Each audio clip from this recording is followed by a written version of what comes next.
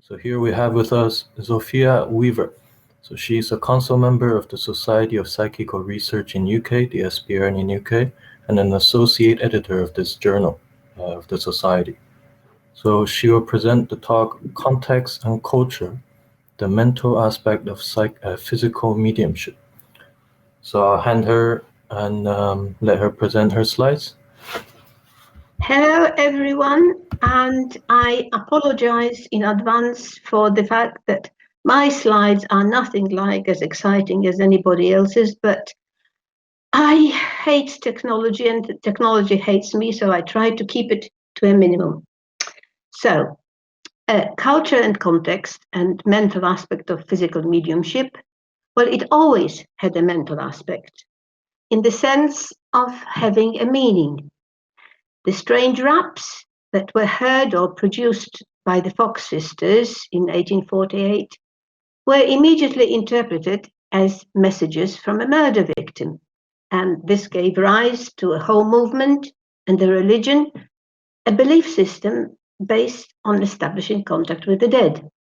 So this gave mediumship a specific context.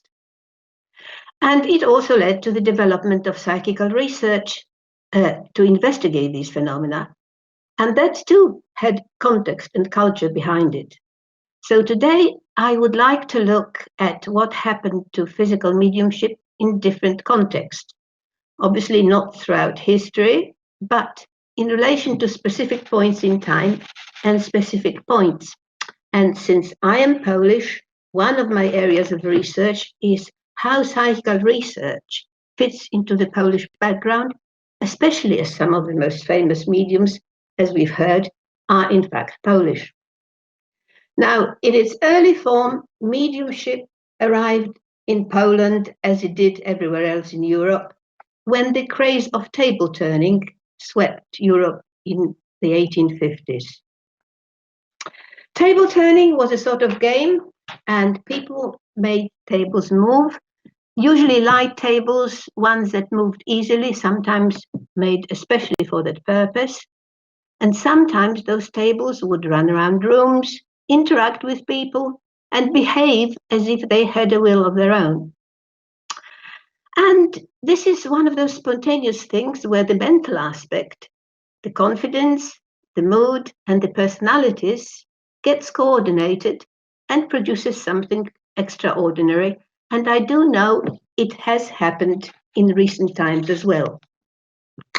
Now, in Poland, this helped to give mediumship the image of something not to be taken seriously. Because you have to bear in mind that Poland did not exist at that time. It had been partitioned between Russia, Austria, and Prussia in the previous century. And one of the ways of maintaining Polish identity was through religion, and that was Roman Catholicism. Now, this made religion very influential, something very emotionally very important to people, something to be cherished and defended. And as you may know, Roman Catholicism is very keen on dogma, rules, and very strong on supernatural. So it forbids attempt to contact the dead. That is one of the rules. It is a mortal sin. And perhaps playing games with tables is one thing, but serious mediumship, as in trying to speak to the dead, is not on, and mediumship of that kind never really took root among the Polish population at large. Of course, some people did it, some people were interested, but it never became the kind of movement that it became in the Anglo-Saxon countries. However, spiritualism, of course, flourished in the English-speaking countries, and so did the efforts to investigate it. There were early successes, such as Peter Mulach mentioned, William Crookes's experiments with the medium D.D. Hume. But then afterwards, physical mediumship fell out of favor with the main research organization, which was the Society for Psychical Research, established in 1882. And this is hardly surprising because researchers discovered enormous amount of fraud among physical mediums. And so the SPR moved in a different direction. It abandoned, as far as possible, the dark sitting and rat hole type of phenomena of physical mediums, and moved on to the calm air of delightful studies that were represented by the mental mediumship of the famous Mrs. Piper, discovered by William James. And here I'm quoting from William James's presidential address to the SPR in 1896. So you can see in that attitude how the mental and physical components have become two totally different things. On the other hand, in France, the phenomena of mediumship gave impetus to exploring newly discovered forces in the human psyche that came from mesmerism and their relation to biology. And this fitted in with the efforts to turn psychology into a science with objective measurements and experiments, no longer just a hobby for philosophers, which psychology was before. As a result, the focus moves away from mental mediumship, but leaves room for mental mediumship in the sense of looking for survival, but leaves room for observing and experimenting with physical phenomena. This is, of course, where Charles Richer, the famous academic, comes in, and also Julian Horowitz, a Pole working in France in the same field, and that's where they come together. Now, Horowitz is a contemporary of Richer, born in the same year, in fact, 1850, and his close friend. And he also wants psychology to be an experimental empirical science, but thinks that the phenomena of mediumship are a legitimate area of study. Now, that is a step too far for the scientific establishment in Poland, and that destroys his chances of a mainstream career in Poland. And this is where context and culture are very important, because in Britain and in France, okay, it's not mainstream, but there are big names behind psychical research. You've got the Sidgwicks and William James and Oliver Lodge in Britain, and you've got Charles Richer in France, people who have social standing, they are authorities in their field. But in Poland, investigating table tipping and the silly ideas that go with it, talking to spirits, is beyond the pale, and Horowitz stands alone. But he is very important because he's one of the main players in investigating physical mediumship, and early investigator of Eusapia Paladino, as we've heard from Peter Bulach. She was a very important medium. Can I do that? Yes. Okay. Now, she was the turning point for many researchers in the late 19th and early 20th centuries. There are all these academics in Italy. There is Charles Richer, and it is Richer who, in fact, sends Horowitz to Italy to investigate Eusapia in 1893. She must have been one of the most thoroughly investigated mediums in terms of conditions and variety of researchers and locations. In the early 1900s, there were laboratory experiments with Bottazzi in Italy, more than 40 experiments in France, and then there were sittings in Naples with some very experienced SPR researchers from England. And this is a reversal of the SPR's policy of never sitting with mediums known to have cheated, as she was. And it is reversed because respected academics were getting results. So it's context making a difference again. And sorry about this strange font. It changed when this thing was changed into PDF, but there we are. Well, her phenomena, as has already been mentioned, were the usual movements of objects and lights, furniture moving, tables and chairs trotting around, expressing emotions, lights appearing around her, things that are reported over and over again in physical mediumship. But Eusapia also provides things far beyond the boggle threshold.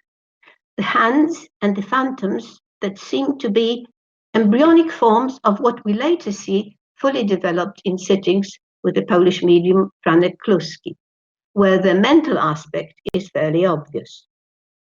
So with Eusapia, we have fingers, hands, fists, arms, skin-colored, translucent or black, smaller or bigger, quick or slow, sometimes isolated, sitting on somebody's arm or shoulder, sometimes above her head. And during one of the experiments with Bottazzi in a laboratory, all the participants see an enormous black fist come out from behind the curtain and grab Bottazzi's neck. Now, how physical can you get? He frees his hand from the other observer, grabs the large hand holding him, the hand dematerializes, and then eventually retreats, describing an arc as if entering back into Paladino's body. And there are phantoms, heads and head-like objects. The SBI researchers describe them appearing suddenly, looking like two-dimensional faces made of cobwebs, objects that look as if made of cotton wool or white muslin. A square head at the end of a long stalk-like body suddenly shoots out over the medium's head. And these objects move deliberately, bowing and retiring, and it is all obviously sounds very suspicious, but things happen in good light, and the controls are perfect. And at one point, for once, the mental aspect, the mind interactions are mentioned explicitly when Everett Fielding, one of the investigators, tells us that from the extreme right of the curtain, there appeared a thing like a knobbed ninepin, or like an arm with a closed fist wrapped up in something black. It came slowly towards me, who was sitting on Eusapia's left, as though pivoted on her right shoulder, made a kind of grotesque reverence, about a foot above the level of my head, and retired with deliberation, having been visible at least 3 seconds. I asked Eusapia who it was.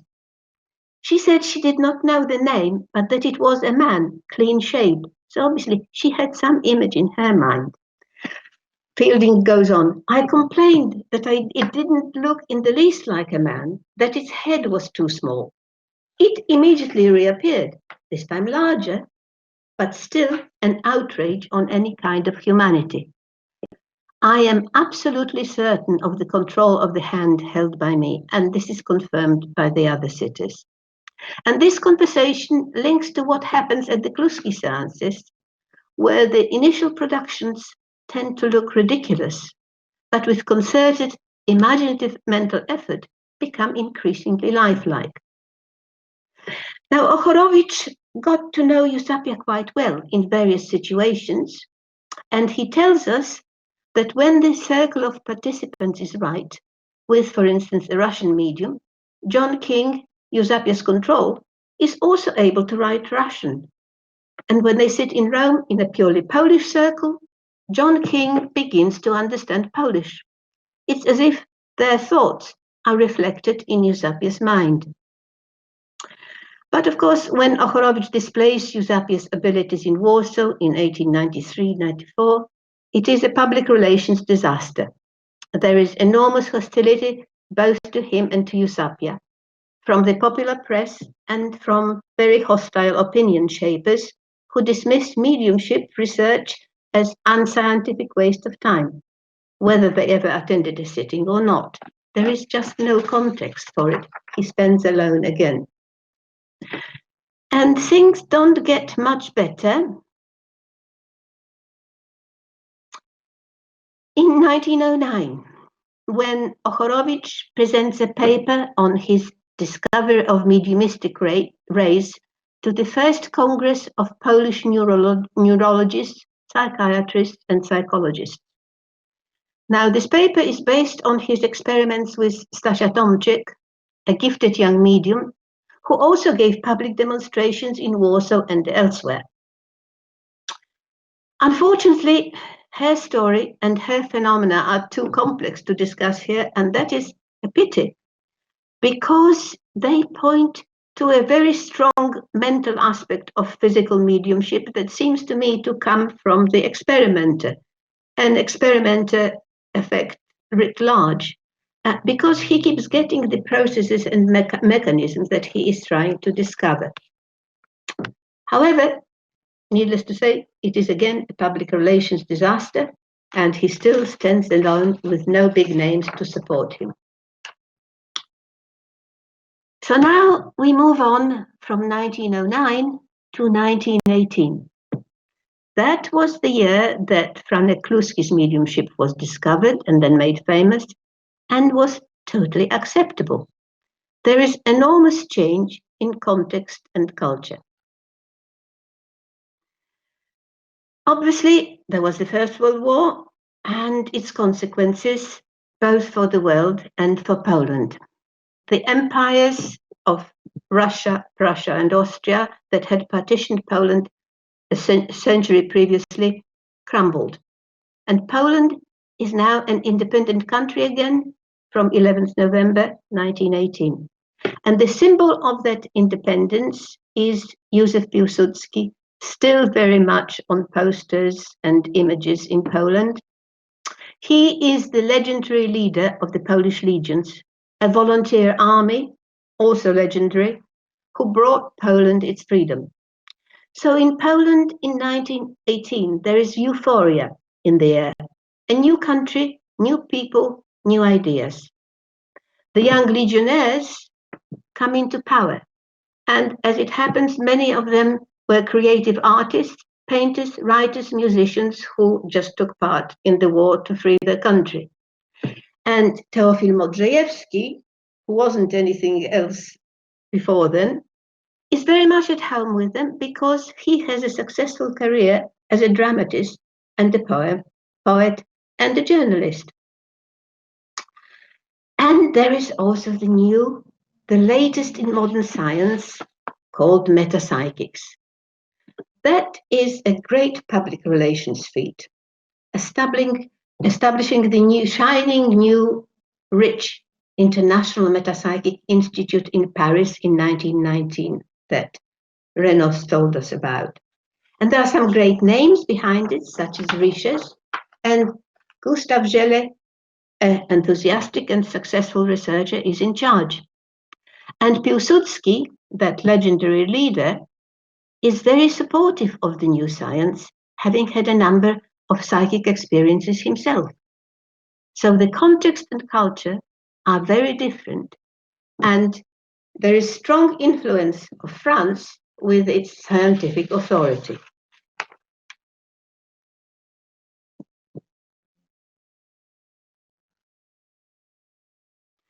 Okay, so here we have a picture with Franek Kluski on the right, Gustav Gelle in the middle, and Stefan Ossowiecki, another object of research by the French teams, a clairvoyant, famous clairvoyant.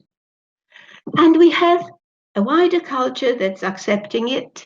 There is a new science and a new physical medium, but one with mind-blowing mental aspects. Now, he is very different from Jan Guzik because that is not what he does. Kluski is unique in many ways because his seances are private, more like a home circle. And the sitters are also unique because they are the intellectual and artistic elite, those ex-freedom fighters who are now in important positions in power, and many of them also artistic. And this includes the author of the book of reports of the Kluski seances, Norbert Dakowowicz, on whose reports I based my book. Now, he was a student of fine arts. He got prizes for his artwork. He volunteered for the army. By 1918, he is a colonel with a string of medals behind him, in charge of the military police in Warsaw. He is also a keen sportsman and a car enthusiast. And many of these sitters have similarly impressive biographies. And so they are a very unique bunch. I recently read that in 128 Gansfeld sessions with artistically gifted students at the University of Edinburgh, a 47% success rate was obtained with odds of 140 million to 1. Similarly, in a session with 20 undergraduates from New York's Juilliard School of Performing Arts, the students achieved a hit rate of 50%. So there you have a group of people who are fearless, uninhibited, creative, artistic. Now, if you tried, you couldn't get a better bunch. And Kluski himself is a successful writer, poet, and journalist. And by the 1920s, he's on the board of one of the main banks in Warsaw. He doesn't need any of this mediumship stuff. As for the phenomena, when Kluski was asked whether it was more difficult to produce animals than other entities, his answer was, creation is one. And there certainly were many different kinds of creations in his seances, but the best known are, of course, the hands, because of Gelli's famous display at the IMI. Why hands? Some scientists claim that hands are our most important evolutionary asset, and we see with many other mediums that hands are an essential component of physical mediumship, however they are created. And with Kluski, hands are one of the first creations. At the end of 1918, a friend invited Kluski to a test seance with a medium who produced nothing, but Kluski seemed to fall asleep, and strange rustles and knocks came from around him, and that's how it started. At a later seance, his friend again invited him, and without telling anyone, but clearly with some intention in mind, placed a container with liquid paraffin on the table. After the seance, a paraffin mold of a man's hand was found next to the container. And such attempts to create a permanent paranormal object through taking impressions of ghostly hands date back to the 1870s. Now, Gelli's molds, as we have seen, are still at the IMI, but the Polish researchers got plenty as well. And as can be seen in this photograph, where they asked for fingers to be spread out, that's exactly what they got. They focused mentally on the requested shape, some expressing the wish aloud. There are splashes of paraffin, the luminous screen lying on the table rises, and lights a hand above it. Clear, but not transparent. And after a few seconds, the hand becomes transparent, and a wax mold falls on the table. And of course, the hands were Gelli's cherished PPOs, permanent paranormal objects. And perhaps the pinnacle of his success came in 1923, because that was the year when he was invited to contribute an article about his experiments with hands to the Scientific American, Objective Evidence of the Newly Discovered Force. And it tells you something about the wider culture of the time that was obviously more open to such things than it is today. But the hands were just one of the phenomena, too many to discuss here. There were, of course, movements, lights, furniture moving, and lights of various kinds are important because not only do they create fantastic displays, but they are the substrate from which the phantoms are seen to form. There never was any ectoplasm in the form of the white substance that comes out of orifices with Kluski. And it is this formation of the phantoms where we find interesting parallels with Eusapia's phenomena. Especially during the earlier phases, we get partial materializations, unfinished busts, and the participants try to improve the apparitions, as Fielding tried with Eusapia, and they comment if the apparitions seem shapeless or look like made from rugs or cutouts. And when the participants demand a clearer face, it improves as they watch. If it looks too much like the medium's face, it changes. And if a materialized hand feels unpleasant, complaining makes it become warm and more human. And some of the photographs, like the one here, they look totally fake, just like what is described but not photographed by Fielding and the others. And from the beginning, the phantoms respond to mental questions and requests. In the later phases of Kluski's mediumship, quite a few of the phantoms were recognized as departed friends and relatives. If recognized and welcome, a phantom would become clearer. But sometimes it would also change if another participant recognized someone else in it, or even if the same participant changed his mind, as when a phantom of an officer appears familiar, but the writer does not know from where, from real life or from a previous seance. And as he tries to decide which of the two people this might be, the features keep changing depending on who he is thinking of.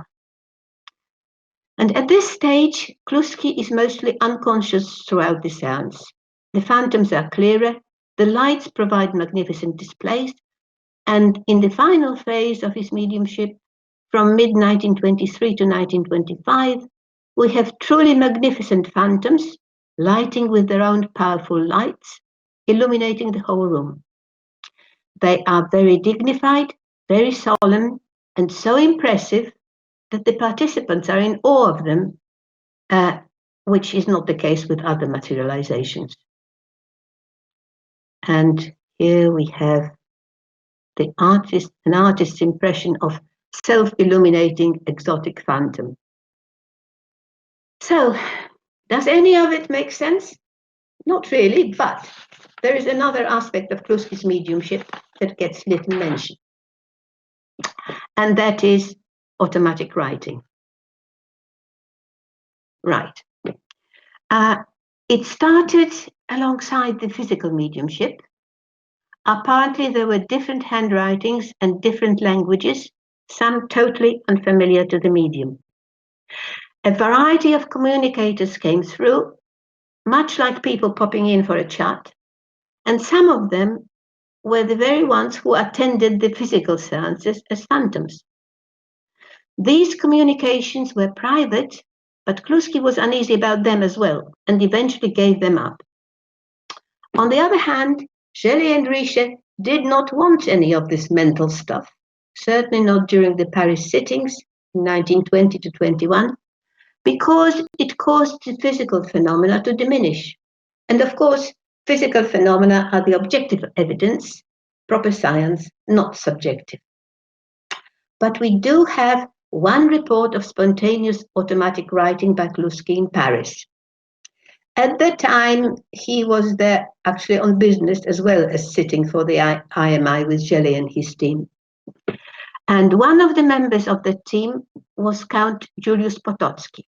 Now, on 20th November 1920, Potocki identified his cousin Tomasz and his sister Olesha, both deceased, during a materialization sitting as phantoms that came around. 2 days later, on 22nd November, Kluski visited Potocki socially. And while they were talking of other things, Kluski suddenly asked for pencil and paper and started writing with great speed. The handwritings changed quickly, and an amazing dialogue took place involving the medium and the entities. One of them identifies himself as Potocki's cousin Tomasz by quoting an incident known only to the two of them, while the other one seems to be his sister. They appear amazed at finding Potocki in their presence. They question whether he is alive and would he be staying with them wherever they might be. They comment on how much older he looks. They try to identify his apartment, since this is not the one they knew in Warsaw. And they want to know who that man is, meaning the medium. Altogether, the dialogue sounds extremely natural and real, and one line in that conversation confirms the vital importance of the mental input, because one of the entities says, "Yes, yes, Julius, you wanted this so much, and desire is the power of the day." So things seem to come down to the participants' desires, whoever and wherever they might be. At this point, it is worth mentioning that Mrs. Piper's later mental mediumship consisted mainly of automatic writing. So we cannot tell what the researchers missed in either case by wanting particular kinds of phenomena. But these various phantoms are precisely the aspects of mediumship that make Kluski uneasy. Sorry about this font again. His early attitude to the phenomena seems to be one of curiosity and detachment, and he makes jokes about them. But the final stages of Kluski's mediumship are almost religious, those self-illuminating apparitions that leave the participants in awe. And they may well reflect his misgivings about being associated with the circus of mediumship, his words, not mine, and a need to align this activity with his religious faith. As I have said, for various historical reasons, Roman Catholicism was very important in defining Polish identity, part of being patriotic when there was so much pressure to assimilate with other cultures. For many people, it would have been ritualistic rather than profound, but Kluski took religion seriously, and all his writing shows he was very patriotic and very much a traditionalist. And for someone like that, contacting spirits would be a mortal sin, one that might deprive you of a chance of everlasting life because you are trying to take control. You are interfering with what should be left to God. So it would be natural for a true believer to be disturbed as more and more people come hoping to see their loved ones. In fact, in the final paragraphs of his book, Okołowicz says so explicitly. The comprehensiveness of Kluski's mediumship is so rich and varied that every doctrine and hypothesis relating to psychical research can find in it its justification, mediumistic, ectoplasmic, spiritistic, or other. But Kluski, a deeply devout Catholic, tries to limit his seances also because he fears that they may give rise to some religious doctrine. For Okołowicz, more of a universalist where religion is concerned, the seances can be justified because they make people generally more spiritual than before, especially atheists. But I don't think that was enough for Kluski. What happened at the seances did increasingly move towards a search for contact with the dead, and therefore it conflicted with the teaching of the Church. It was no longer a scientific endeavor, and it represented a clash of cultures that had to be resolved. And that resolution arrived naturally in 1926, a very significant year in Poland's history, because in May of that year, Józef Piłsudski, that very charismatic leader who brought Poland independence, decided that democracy was not working and staged a coup and seized power. Some of his former friends and colleagues supported him, but many did not. And the easy camaraderie of the early 1920s just evaporated. Okołowicz, the author of the report, was among those who chose to take early retirement and moved away. And Kluski stopped giving seances, I think partly because it wasn't a team, but the circle just broke up. And in 1928, he was visited by Oste, the new head of IMI, and produced for him some paraffin gloves on the spot in good light, but would not be persuaded to carry on, not by Oste and not by anyone else. Everything had changed too much. And I would like to end my presentation with this poster. It comes from 2014, and it advertises an exhibition of book collections. It tells you about Teofil Modrzejewski's career as a successful journalist, writer, and poet, as well as mentioning his career as a medium. And I was delighted to find it because it gives him proper context within his culture, a man of letters, but an enigma at the same time. I don't think he would mind being remembered like that. Thank you very much.